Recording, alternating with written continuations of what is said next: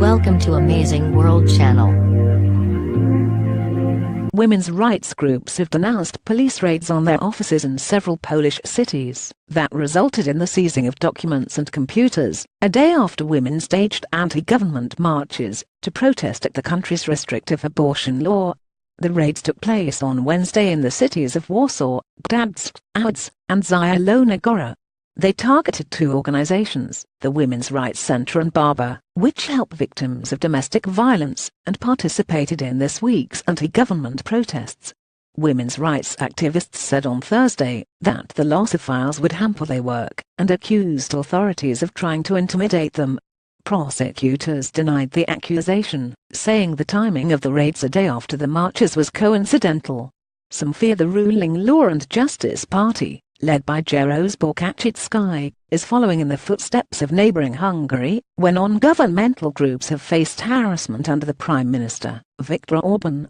This is an abuse of power because, even if there is any suspicion of wrongdoing, an inquiry could be done in a way that doesn't affect the organization's work. Marta Lempert, the head of the Polish women's strike, which organized the protests, told Associated Press. The women's groups said they were told by police that prosecutors were looking for evidence in an investigation into suspected wrongdoing in the Justice Ministry under the former government. At the time, the ministry provided funding to the women's groups. "We are afraid that this is just a pretext or warning signal to not engage in activities not in line with the ruling party," the Women's Rights Center said in a statement. Anita Kaczmarska-Dziedzic, who heads Barber, said police entered her office in Zielona Góra, western Poland, at 9 a.m. on Wednesday, and worked until 6 p.m. removing files. She told AP her group was not aware of any wrongdoing by Justice Ministry officials it was in contact with. She also said she now expected problems continuing her projects due to the loss of files, and is also concerned because the documents contained private information on victims of domestic abuse who had sought the group's help. Barbara Saniuszkowa, Amnesty International's researcher on Poland, called the police operations very worrying.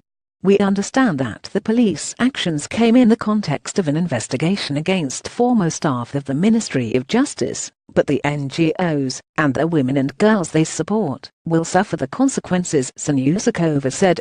Jacek Polak, a spokesman for prosecutors in Poznań, where the investigation is being led, said the raids were part of an ongoing investigation, but would not divulge what the probe was about. He said there was no attempt to harass the women's organizations.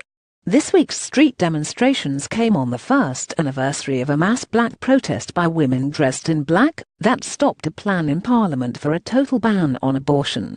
Despite that success, women's rights activists marched to protest that abortion was still illegal in most cases and called for a liberalization of the law.